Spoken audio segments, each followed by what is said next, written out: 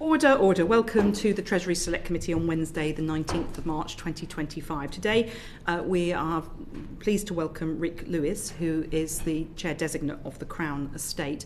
He's been appointed to this job by the Treasury, and we're here to do a confirmatory hearing. I should stress we have no actual power of veto, but if anything emerges, occasionally has happened, I should say, Mr. Lewis, where people have revealed things in a hearing which has caused problems for their candidacy. So, this is not you're quite there yet.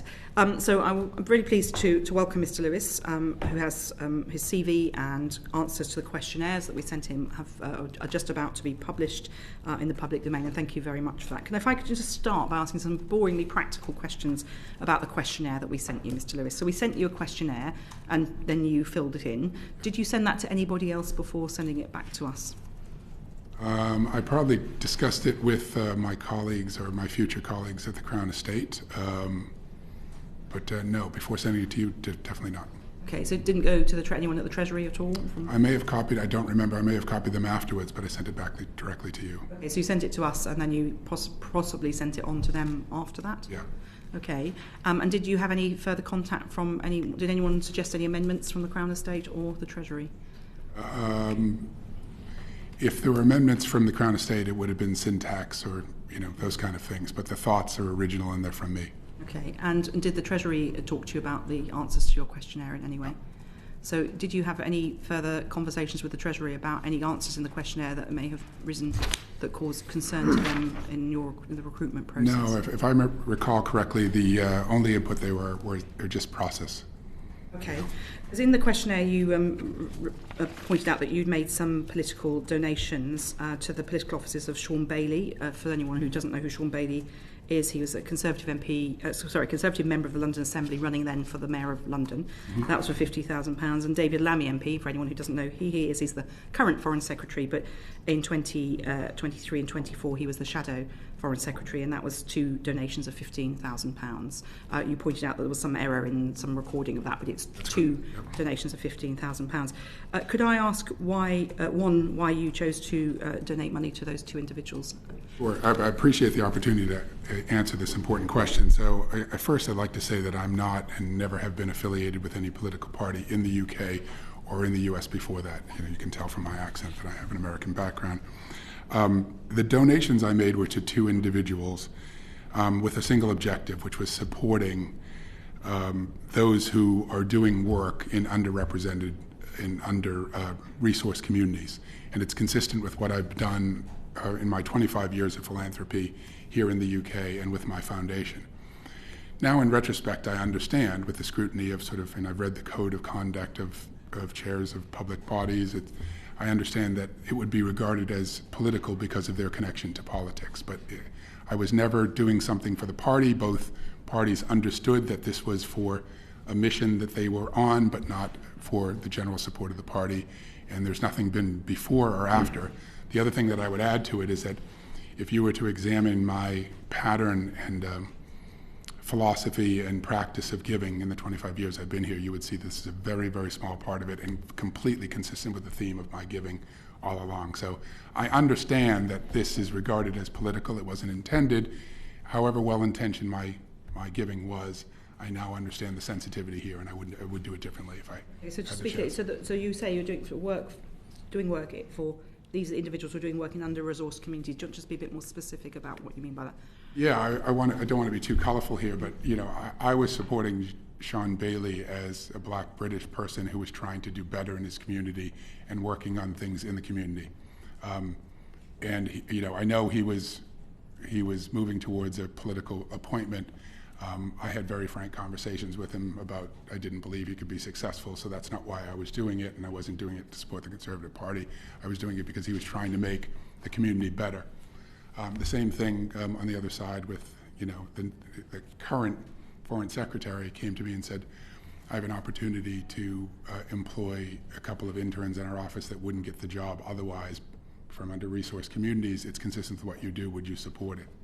So can I just be clear, did each of them approach you first, or did you seek them out? No, each of them approached me first. In the instance of Sean Bailey, it was an intermediary that works in property that I knew that introduced me to Sean Bailey. So they approached you, you met with them. Yes, and this was something that came to me. It is completely consistent with the giving that we did. I reviewed it with my trustees and said, yeah, this is kind of what we do. So again, in retrospect, it looks political, but that's not what it was, and it was consistent with doing all the other things we do. I mean, if you look, sorry. No, it's just that you certainly, you've indicated you've given money through the Black Heart Foundation to a lot of other people. So is your particular focus, when you talk about under-resourced communities, is your particular focus on black men wanting to help them achieve? No, it's generally under-resourced and underrepresented communities, and it's not necessarily just black. It's it's all ethnic minorities. It's socioeconomic underprivileged folks from around the country. Our scholarship program, which has been in effect since 2013, has endowed 860 scholars at 160 schools studying 220 different subjects, and it is completely... So it's the wide range of underrepresentation. It's a wide range, but the theme that is consistent all the way is it's about education, opportunity, aspiration, and improvement. Just to be clear, the money that you gave to these two individuals wasn't because you thought they were needing help individually to progress their careers, given both were at the time elected politicians. You can argue about the level of success, though one had been 23 years an MP and was Shadow Foreign Secretary. If either of them had asked for money for themselves, it would have been a hard no. Right, okay. So it was really for their staff. So what did you fund particularly? You told us what you funded for David Lammy. What did you fund for Sean Bailey?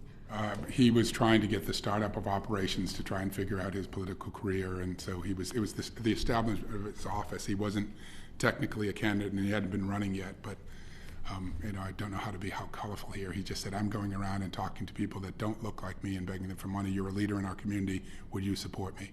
Okay, so that was a direct political donation for his political campaign, and David Lammy's was direct donation to his office for staffing. Again, I don't think it was a direction to Sean Bailey. It went to an account that someone else ran for him, so it was even before he had his office set up, so I didn't view it as political.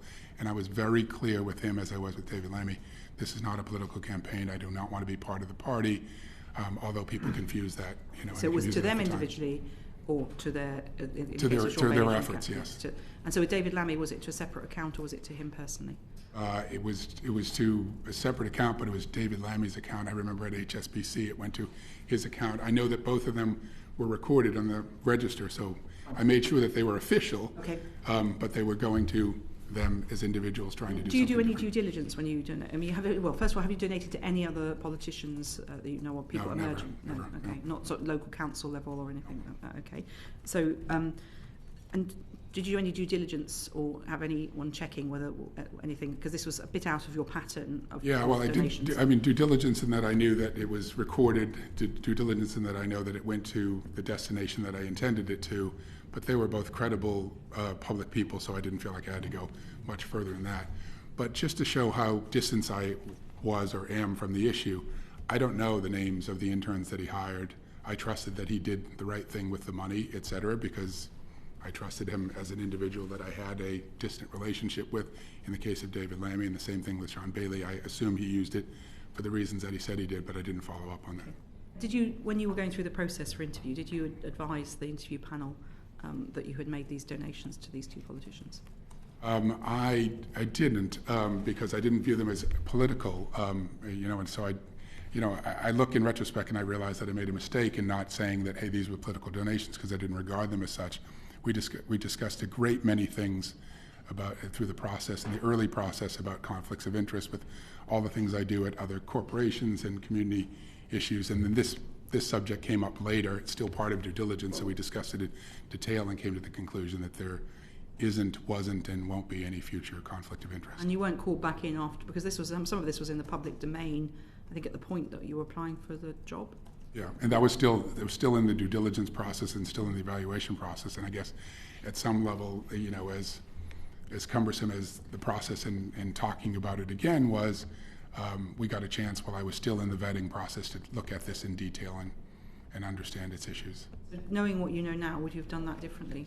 Yeah, I wouldn't have made the donations at all. You wouldn't have made the donations at all? Yeah. Okay. So yeah, lucky David Lammy and Sean Bailey. The good thing is that, the foundation and myself have been very generous, my board, some people that have contributed to the foundation and myself have been very generous in the community. So I wouldn't have felt badly because I know we're doing a great deal of work, but I wouldn't have done these two things if I knew that this would cause So this no level politician of can come begging to you now for money? Unfortunately not. Doors, My doors are but closed. when I also talked about due diligence, did you take any account? David Lammy has written books. Sean Bailey's been on the record making some quite outspoken comments. These are politicians. That's not unusual. Did you consider looking at anything that they'd said or done while making? Yeah, I didn't in detail, but my feeling is that I don't want to get involved in sort of personal philosophy and what I want to make sure is that they're ethical people that do a good job and they're respecting the community. That's my bar in thinking whether I can partner with them. My job isn't to, or my desire isn't to influence their policy, understand it, and support it. Otherwise, I would be political and I would be making donations to political parties. So, since I've spent my entire professional and my personal life not doing that, it would have been a mistake to say, well, what do you stand for? What are you doing here? What's the issue on? I don't mean at all that I don't understand where their thoughts and mine might overlap and depart or diverge. I do, but that wasn't what I was trying to do. I was supporting the person for higher, better. Okay, because there were, we could go into all sorts of detail about what each of them have said, but I think you've made that your point very clear. I want to turn to Dame Harriet Baldwin, because we've covered Britain. Over to you. Thank you very much. And Mr. Lewis, I wanted to just ask a few more of these political and personal questions, because we are politicians, I'm afraid. You have citizenship here in the UK and citizenship in the States, I understand. Yeah, so I've been here about 25 years, and I think, I don't know exactly, but I think I've had British citizenship for 23 and a half years. Through my ex-wife's former family, I qualified for and applied for it right away. So I've been here for over 25 years, and I really regard this as home. Both of my daughters were born here, and this feels like home, although I know I have two countries. You have the US passport still? Yes, I do, yes. And I just wanted to clarify for the record, from what I'm hearing, I think I know the answer, but have you ever donated to any American politicians? No, I haven't. No, never. And I've stayed out of that, and I haven't even... I might have personal political leanings, but I haven't committed to either party or any party in the U.S. As a result. That's why this is particularly troublesome, because I literally have spent my entire life not doing this. For this to happen and be any point of question seems peculiar, but I understand. And then, given the role that you're going for as chair of the Crown Estate, I feel I also have to ask you, in terms of the country you were born in, which got rid of the monarchy, and the country that you now live in, and you're going to go and work as chair of the Crown Estate, is monarchy better than a presidency? What's your view on these two systems? So first, I think that's interesting. That's going way back. So, and I'm certain that I wasn't part of it. No, I don't have that position, and certainly this would be an interesting time to question sort of how I think about U.S. democratic policies, because they are not going to go there. They're sliding and waning. No, yes, exactly. No. But you've sworn allegiance to the Crown, and you're a supporter of the work of the Crown Estate. I'm very much a supporter of the Crown Estate. I understand the priorities of the Crown Estate in terms of energy, the environment, inclusive communities, and sort of responsibly delivering increased values and economic return to the Treasury for the public good, and I completely support that, and I look forward to being able to serve that if I move from the pre-appointment candidate to the confirmed candidate. And when you took up your British citizenship, you would have sworn allegiance to the Crown?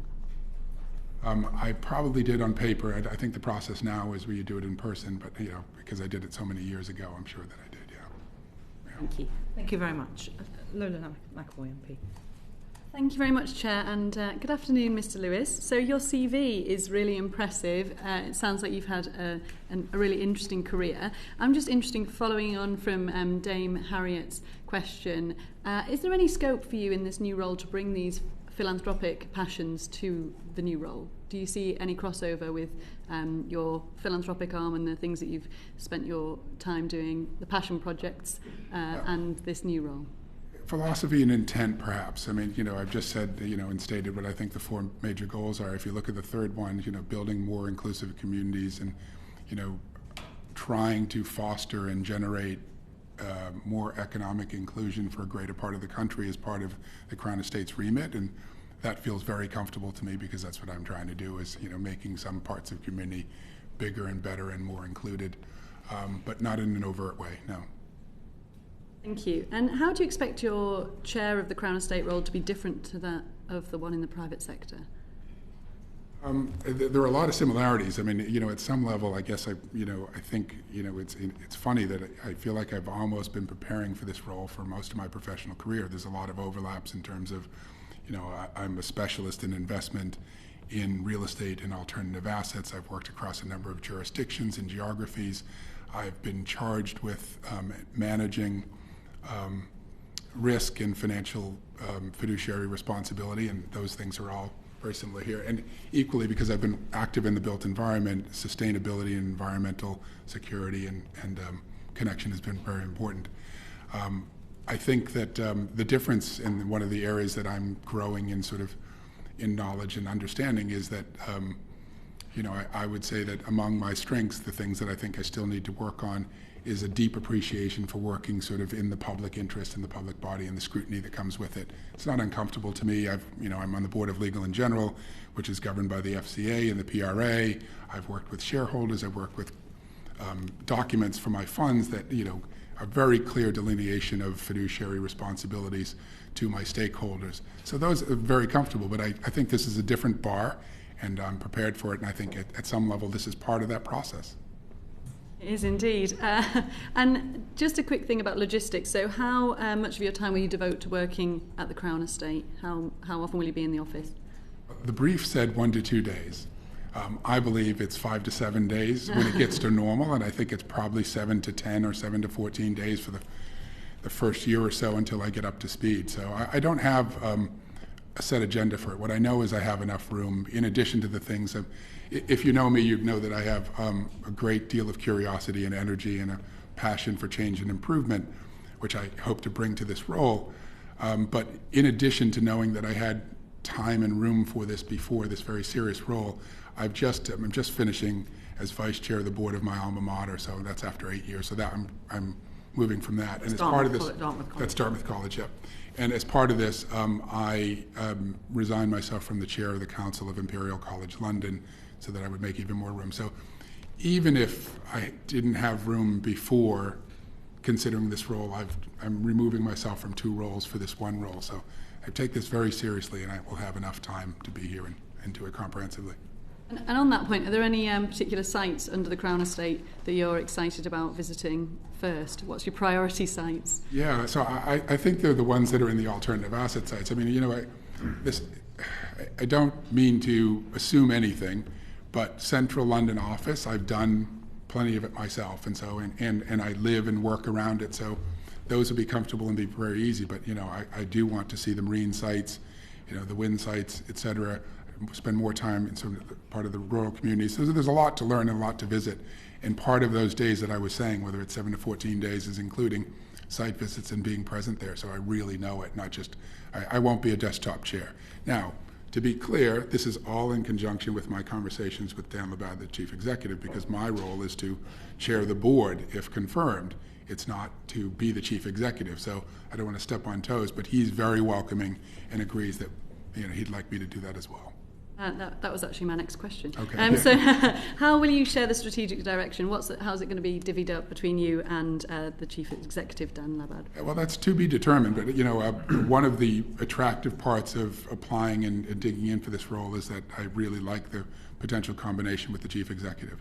You'll appreciate that as the preferred candidate but not the confirmed candidate, I've met with the board, I've met with the panel, I met with the Chief Executive and a few of the senior management team, but not comprehensively because that would be inappropriate at this stage. So that's all to come. But I think Dan appreciates that. Dan Labad was just speaking. Dan Labad appreciates that that I want to be a team player, and I have a personal philosophy. There are 12 principles that govern my last 2 businesses, and one of them is if you're above emptying the bins, you soon will be. So it means that I'm open to doing anything as long as we do a good job and that we can look our stakeholders in the eye and feel like we've performed to their expectations or outperformed them, then I'm fine with literally doing anything in the role. Now, that doesn't mean that I don't know and understand that I have responsibility or will have responsibility for governance, and that comes with the rules and the scrutiny and that I'm supposed to have as chair. But personally, I'm very flexible about picking up any task to make us successful. Then just a final one from me. How applicable is your experience in real estate to the assets held by the Crown Estate? The particular assets, I know of some of them, but in terms of the assets in general, it is kind of my strong suit. So, I'm still chairman of Tristan Capital Partners, the business that I founded. It's about 16 years old. It's about the same size as the Crown Estate. Now, it operates in the UK and Europe, so only about 20% of the portfolio is in the UK. But the type of assets, the type of risks, the type of economic performance, understanding portfolio diversification and portfolio risk and leverage and those things is something that I've done for a great many years. I've been in this industry for 35 plus years, 10 in the States, 25 here. So that's the good part. I'm not learning how to do it. I'm just learning the specifics of this assignment. Thank you very much. Thank you. Chris Coughlin, MP. Thank you, Mr. Lewis. So obviously your commercial experience is hugely valuable for this role, but it does raise potential independence issues. So do you see there being any potential conflict of interest with your private sector roles, and how would you manage that if so? Yeah, I don't. And we looked at this in great detail. I mean, it was part of the panel's great expertise to look at it and regard it with regard to everything that I do, the non-executive role at Legal in General, Tristan Capital. What I can say is that in 15 plus years of Tristan Capital and 10 years of the predecessor company, Curzon Global Partners, we've only run across the Crown Estate in our portfolio one time in 26 plus years. And that was very simple. It was that we were a freeholder and the Crown Estate owned the leasehold. Our deal partner went and negotiated an extension to the leasehold. None of the people of my company had to do that itself, and it was very straightforward. And effectively, we were paying a premium to the Crown Estate to extend the lease, to make it more the hold to be more valuable. That lease is no longer existing. The lease does exist because it was extended for 125 years, and we're still on the asset. No longer in play as a commercial. Yeah, no, it's no longer in play as a commercial negotiation or anything. Yeah, and again, none of the people directly in my company did that. In most of the deals that we have a 10% or 20% operating partner on the ground. They had the conversation. They reported back. Until I did the research to ask my team if we'd ever run into the Crown Estate anywhere in our portfolio, I wasn't even aware of it. I mean, I knew the lease was extended. I just didn't know who the counterparty was. Sure. And you mentioned that you'll have I think 1 to 2 days. Is it 1 to 2 days a week on the Crown Estate chairmanship role, but 7 to 10 overall? Just how so it was 1 to 2 was what the brief said, but yeah. I think that underestimated the commitment to. Sure. And then how much time will we be spending on Tristan Capital Partners? So I think. How do you split your time, essentially? Yeah, I want to be careful because I know this is public, and I want my clients to feel like I'm there all the time. But the truth is, my role is as chair, and I chair. I don't run the day-to-day. I have 2 chief executives, co-chief executives that run the day-to-day. My job is to steward, ethics, strategy, business strategy, chair the investment committee. So I'm probably there 60% of the time or 70% of the time, and probably working a little bit less than that. And if we can leave it at that, that's probably good for the public record. So, yeah. And you mentioned already that you're leaving 2 of your trustee positions. Are you holding all your other existing?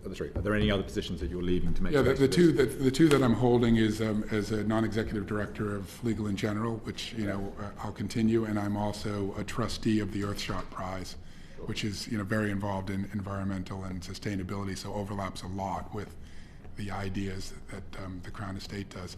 But I want to make it clear that not only does the panel, the Crown Estate, and myself believe that there's no conflict now, and there won't be any, and we will vigorously manage from day one that we have processes. We've kind of potentially agreed to be put into action that I will establish a relationship between the Crown Estate and the legal and corporate secretary of all those entities, so that we make sure that we have a process, that we see anything that comes up, anything that could be a potential conflict of interest, and there'll be a committee at Crown Estate that reviews that with me to make sure that they agree with me too. If there's anything that comes up, I will recuse myself. If I have to recuse myself more than a couple of times, I'm prepared to make the Crown Estate my first and main priority, and I will step down from roles. And I've told that to the chairs of the other companies interest in being the exception because I would have to tell myself. So that's pretty easily handled. So. Yeah. And will you be making use of your obviously extensive contacts in industry in your position as your role as chair? I hope so. I want them to be helpful wherever they can be helpful. But I can say already that it's a two-way street because of the announcement that I was the preferred candidate. You wouldn't believe how many people that have a party wall, a right-of-way that's owned by the Crown Estate and just want to have a chat. So it has been very helpful to say that I am the preferred candidate but not the confirmed candidate. I couldn't possibly talk to them about that. So Yeah, okay. And apologies, it's a bit of a basic question, but I need to ask it. Can you confirm you won't seek to generate business or advantage for your existing commercial interests for your role as chair? Yeah, 100%, yes. 100% confirmed, yeah. And so I apologize, the same thing. And can you confirm that no favourable treatment will be given to existing contacts of yours should they seek to work with the Crown Estate?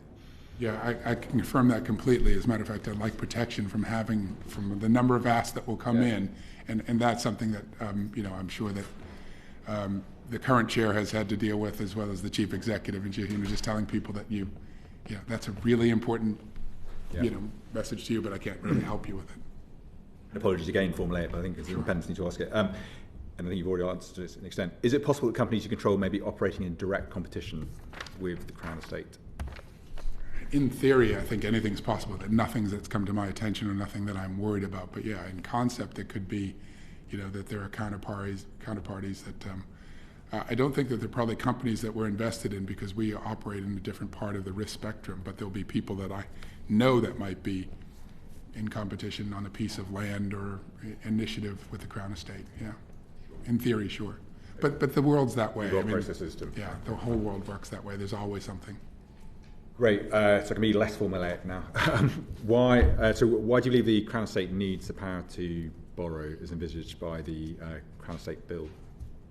Well, need is an important word, so maybe I'll duck that a little bit. But it is an important development after 200. Why would it help? Yeah, 260 years. Yeah. I think that prudent leverage can be the cornerstone of a great financial plan, right? If managed very well.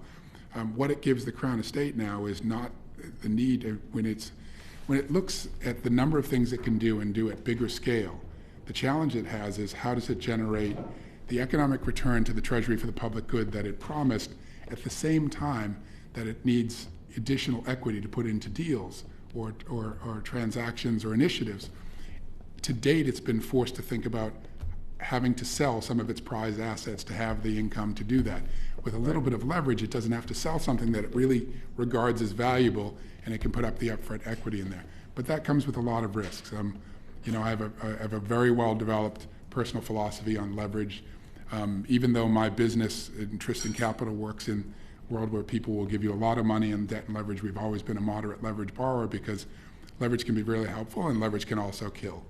I believe firmly that you can never put yourself in a position where you have to do anything, where market cycles change and values change, and all of a sudden your assets over leveraged, or a lender calls in the debt because they say this isn't at the right leverage level, or they stop wanting to lend because of what happens in the debt capital market. So you need to be able to look at this, and at the moderate leverage levels that the Crown Estate is contemplating, it's market cycle protected, and I think that's really important. And how would you think about managing that? I mean, would you have sort of maximum leverage ratios, I guess, approved by the board, or how would that work?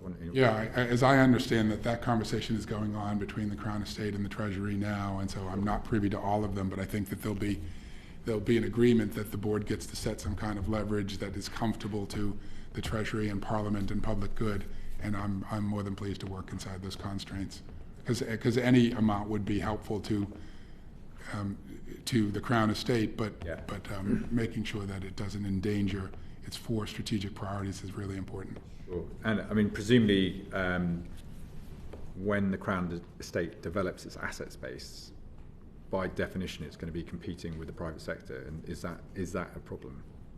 Well, I think it's 2 things. I think it already does, right? If it has an office building in London, it already competes with the private sector. But the more important thing, and the thing that's really interesting as you go forward, is that it also partners potentially with the private sector in much ways. I mean, one of the things you didn't ask me, but I'd be remiss if I didn't say, is why I really want to do this. I mean, I look at this and I say the opportunity, interesting, but I would say almost unique opportunity to work in public assets, private markets, for the state interests, and for sovereign stakeholdership. That doesn't exist anywhere. But the important part is that you're in private markets, you're competing there, whether it's marine issues, whether it's wind issues, where you're bringing capital in. There's a greater opportunity to partner with private markets and international investment as well as compete with it.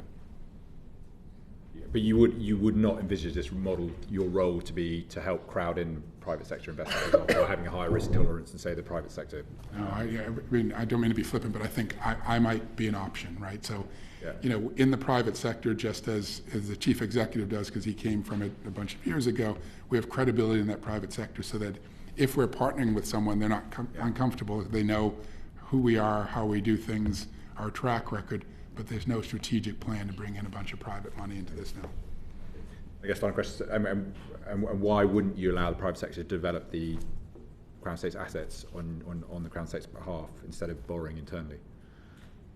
I think it's case by case. I mean, at first it's when you look down the road and think about trying to provide the economic return to the Treasury for the public good, it's just trying to figure out what's the best way to do that. I mean, the assets are held for the public good, and the mission isn't to try and sell them all out or trade them to somewhere else. It's try to maximize their value over time. So there's an individual and portfolio decision all the time about what's in the best interest of maximizing value and return. Great, thanks. And finally, are there any level playing field issues, given that the Crown Estate can borrow probably a lower interest rate than the private sector? So my feeling is, wow, isn't that great? One advantage among many challenges. I'm not sure why. I probably need to give that some more thought, but I haven't thought about sort of at what level it can borrow, and I don't think that's been set yet, so I'm really interested in learning more. Thank you very much, Mr. Coughlin. John Grady, MP. Thank you very much, Dame Meg. Now, Mr. Lewis, as you're working out what the Crown Estate needs to do over the next wee while, to what extent will you be led by the Chief Executive, Mr. Labbard, or how much are you going to get your hands on that as a question?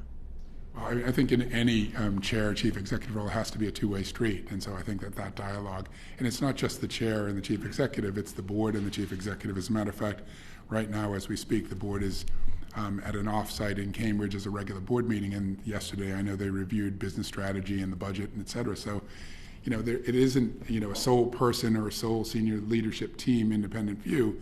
It is a circular conversation between sort of what the chief executive has for ideas and initiatives and what the board thinks it is too.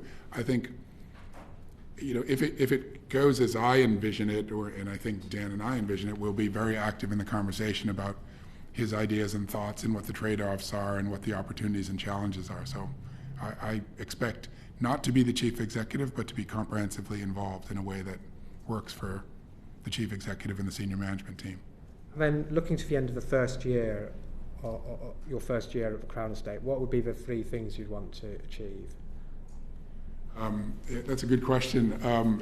First and foremost, I want to get up to speed and have credibility with the chief executive, the whole senior management team, and other stakeholders, that I understand what we have, what we are, what we intend to do, and what the opportunities and challenges of that are. And I'm a quick study, but there's a lot to learn. So when I think about it, I start to think about compressing that into the first 100 days. But I'm also humble enough to know it might take a little longer than that. 110 maybe. Magic Other two things? Any other things you'd want to kind of cover? I think it's also sort of the personality of the team. One of the things that that goes with any of this is to understand sort of who are the personnel, what are they doing, not to evaluate them for fit for purpose, but just making sure that I understand, are there any particular strengths or weaknesses that are either not exploited or are not considered in that. And I think the last is sort of how are we doing against the plan, and what does it look like in the years going forward. I know as much as I can know as the pre-confirmed candidate, as the preferred candidate, but not the confirmed candidate. So I haven't dug into all the details, but what I want to know is is next year covered? How do the few years after that look like? What's the degree of difficulty for achieving what we've intended and promised to achieve in years 2, 3, 4, and 5? And what does that mean? What do we have to do in terms of new initiatives, new ventures? What does that challenge? And what do our stakeholdership think about that, and as we move along with them? So, if you look at the kind of balance sheet of the Crown Estate, kind of looking towards that topic you've engaged, there's a fair amount of cash. There's been property in Windsor, regional property and London property, and then you've got your marine property. And that's my understanding of it, is a lot of the revenue actually comes from the offshore leasing rounds for wind farms. Looking at that, do you have any particular views on, with these new borrowing powers, what the Crown Estate should look to do with its portfolio and where it should look to invest over the next 5 years? So two parts of that question. The first part is, and again, I'm gonna try to caution myself and us that, again, as the preferred candidate but not the confirmed candidate, I don't have access to everything yet. So I have access to public information and a few conversations, but I haven't been in the details. But as I understand it, there is a core return from the portfolio that's been fairly consistent. Over and above that has been the sale of the wind right options that have provided, it might seem, I want to be careful about saying windfall profits from this, but extraordinary profits last year, the year before, and maybe into this year. So the core hasn't changed, and it is growing at a good rate. In my due diligence at looking this, that's what gave me comfortable that this isn't something that is bucketing, from feast and famine. This is something that's been pretty consistent, and there's been some extraordinary profits on top of that. In terms of taking advantage of those things, I think it'd be premature for me to, really comment on it, not because I don't have some personal understanding of it, but I don't know enough of the detail to really speak with conviction on it. Okay, and probably last question from me then. Do you think there's a difference between being an arm's length private sector investor in property, so a REIT or a property investment trust, compared to being a public sector investor? And does it demand a different approach to environmental stewardship, investment risk, and decision making? Yes, I don't think it has to, but unfortunately it does. In the private sector, there's a wide range of operators that range from completely financially motivated. I don't mean that they have disrespect or disregard for the environment, but they pay little or less regard to it. I think if you look at the Crown Estate and its stated priorities, which I talked about earlier, but you dig into it, and what I've come to learn about the framework with which they look at existing portfolio and new investments, they're looking at what is the potential economic return and what is the transformational potential of what we're doing. So they're always balancing off that, what is the short, intermediate, and long-term transformational potential of what we're doing, and how does it contribute to economics? It's not one or the other, it's both considered in the whole, and what does that mean for the portfolio in the short and long term? So I think the stewardship is right for the stakeholdership. It is the same as the best run private sector companies, but is very different from some other private sector companies that I've seen too. That's clear. Very quickly on that topic, if I may, Chair. Covering agricultural land with solar panels and building a lot of onshore wind is something that is happening across the UK at the moment. Does the Crown Estate have a policy position on that? Yeah, I'm afraid I'm not up to speed, and so I'd really love to come back and talk to you about it when I know my facts and have more credibility. Thank you, Dame. Thank you. Bobby Dean MP.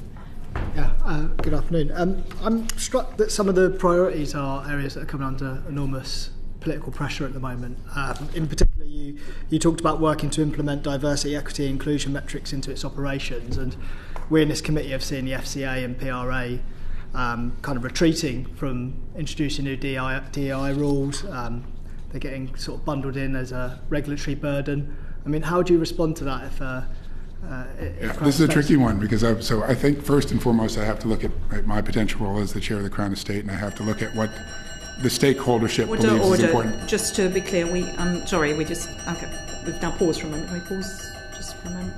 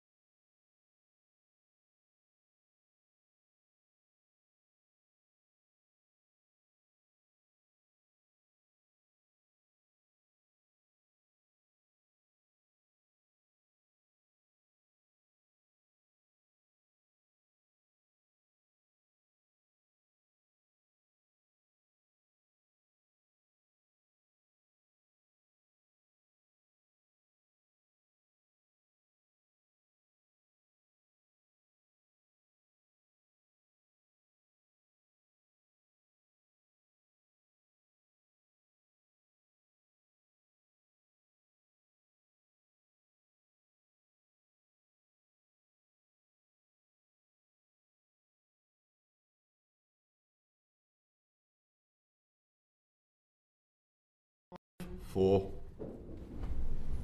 Order, order. Welcome back to the Treasury Select Committee, having just been interrupted for a vote. And back to Mr Bobby Dean, MP. Yeah, just for the record, I'll repeat the question. So I noticed in your answers that you paid attention to implementing diversity, equity and inclusion metrics, and that's one of the Crown Estate's priorities. Inclusive communities is something you've spoken about. But we've seen other bodies, such as the FCA and PRA, come under pressure to sort of relax a number of rules that they're introducing around DEI, and this is a trend that we're seeing on both sides of the Atlantic, and I just wanted to get your views on that as well, if we could. Yeah, I think, it's my understanding is the Crown Estate by statute is independent and has the ability to sort of make independent views on these things. Now, to be fair, the stakeholders of the Crown Estate, the benefactors and the Treasury as the sponsoring entity for Parliament are going to have an influence on sort of what feels comfortable to them. That my personal feeling is, that I believe in inclusive communities, and you can see that I've done that work both personally and through my foundation. So I think I can be a positive influence on continuing to do that work. I know that the senior leadership of the Crown Estate already feels that way. And I think we're going to have to understand sort of as the winds buffet back and forth, are we pushed by law or decree somewhere else by government to do something different? Then we'll have to do it. But if not, I can't see us changing the mission that we have. And another stated priority is kind of working towards net zero. Another thing subject to a lot of political discussion. Some people are saying, well, actually, we need to retrench and think about energy security first because of the way the world's going. How would that impact on the Crown Estate's priorities as well, if that sort of environment around you is to change? Thank you. Well, one of the four stated priorities is to move closer to sort of cleaner energy, whether that's net zero or just much cleaner than we are now, and more energy secure future. And I think that is going to continue to be a very, very important part of the mission of the Crown Estate. Even though some may doubt that we can get to net zero by 2030, it doesn't mean that we couldn't be cleaner and better and more energy secure as a country, between now and later. Just finally, because I've mentioned most of the other priorities, but delivering value, what does that mean for you?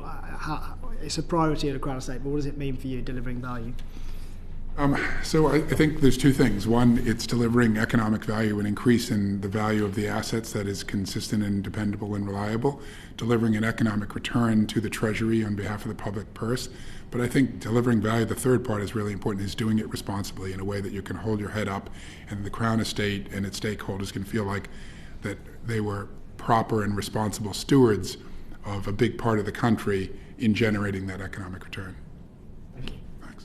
Thank you very much. We talked at the beginning about politics with a big P, if you like, party politics, but there's a lot of politics to running or heading up an organisation such as this.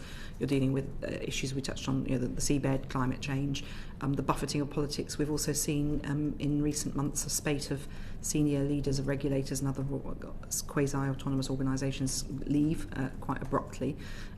There's the politics of the government's mission on growth.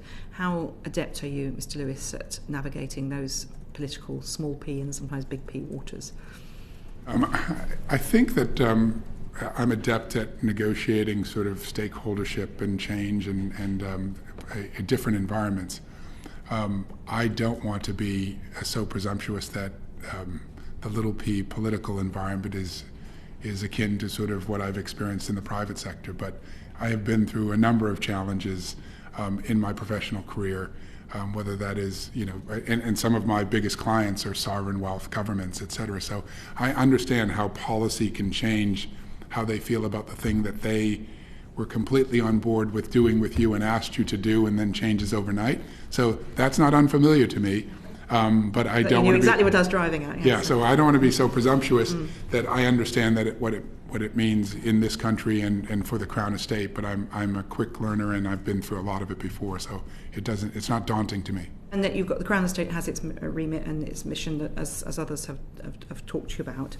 So, if we have seen other bodies where there's been remit letters issued, secondary objectives required, how broad are your shoulders in standing up for what the Crown Estate is now versus maybe having to adapt it as the government today or in future might require you to do different things. Yeah, as I understand it, I don't want to be too forceful about this, is that I understand that the Crown Estate operates with independence by statute and has the right to do the things along with its strategic priorities for what it was set up for. And so I think it is my job to walk that line, with my colleagues and hold that line. And I think we have to be independent of a change of government or the initiatives that it wants. Doesn't mean that we shouldn't listen, we shouldn't hear, we shouldn't try to adapt and partner. But I think we have to regard our independence as really important because it was set up for a reason. And happy times, I'm not making any party political point here. It happens under, unfortunately, governments of all colours that sometimes someone is the flavour of the month and paraded as the great, perhaps new chair of the Crown Estate or whatever it may be. And then the Crown Estate or whichever body might have to dig in on exactly the agenda as you've described and become unpopular. And sometimes that can become personal. Are you capable of dealing with that kind of potential personal attack and publicity in a way that you don't always get in business in the same way? Yeah, I wouldn't say that I want it or I want to invite it, but yes, I have broad enough shoulders to be able to take it and understand it because the mission is more important than sort of people think about me. The great part is that the people I care most about, my friends, my loved ones, the people that know me well, will know who I am. And that's a safe anchor for anything that comes up in the press. There's been things in the press at different times about me because they want to be sensational, but the people that really know me know who I am, so I'm not afraid. I think I also have another advantage, which, I am pleased and emboldened that I got to this place where I'm the pre-confirmation candidate and hope to be the confirmed candidate. It is somewhat of an advantage to being part of this country, but not have grown up and been born here, because I'm at some level agnostic. Meaning that, I know what the mission is, but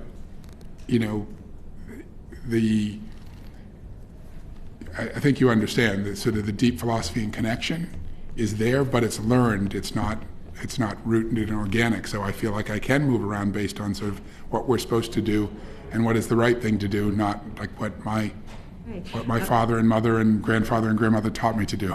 Right, well, thank you for that. And obviously the government's got a very big mission on growth, and we've touched on that a bit, but you've got, do you think there's any tensions that could come from what the government wants to see and what the Crown Estate's mission is? You're partly being appointed, I think, to help promote future opportunities for the Crown Estate, as we've touched on. Yeah, are there any areas where you find that there might be red lines that would be drawn? Where I suspect that there will be. There always is. As you start to move and you try to do things at scale, there are going to be people that have an idea that you should be 10 times bigger or 5 times bigger or 2 times smaller.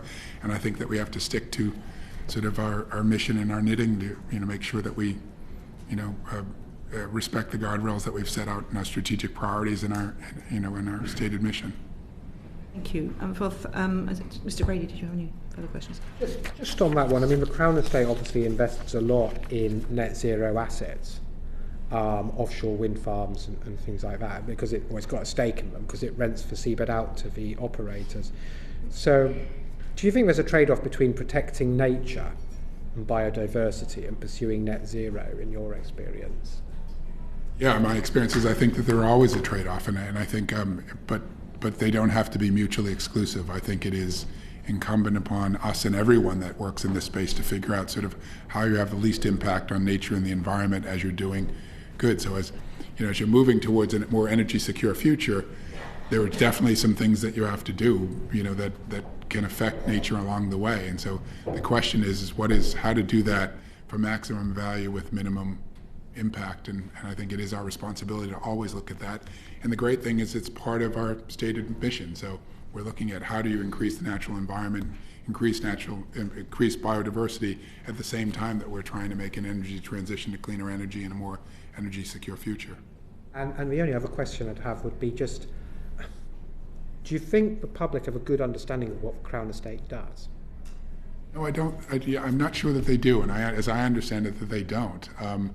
I don't think they understand what its core mission is necessarily. Some people do, but just testing among the people that I know that are very well versed in property and investment, I don't think that they do. But as I understand it, there's a public inquiry about sort of the Crown Estate and sort of how it's regarded and what it does and how it's supported. And I really look forward to sort of the finish of that. I don't know who the sponsoring department is. I don't know if it's the Treasury, but I understand that work's going on to get an impression. Do people understand what the Crown Estate does? Because its name can be misleading. Its And unless you spend time with digging through the very comprehensive annual report and public records, you wouldn't really know the scale and scope of what it delivers and what it does. Okay, well, can I thank you very much indeed, Mr. Lewis, for your time today. We will now be producing a report to make our comments on your appointment to the Treasury, and that will be produced in due course. And the recording of this session will be available, the transcript available on the website in the next couple of days uncorrected, so you have a chance to look at it there. Of course, you can always play it back if you fancy as well. Can I thank you very much indeed? Thank you, Chair. Thank you for your time. Order. Thank you.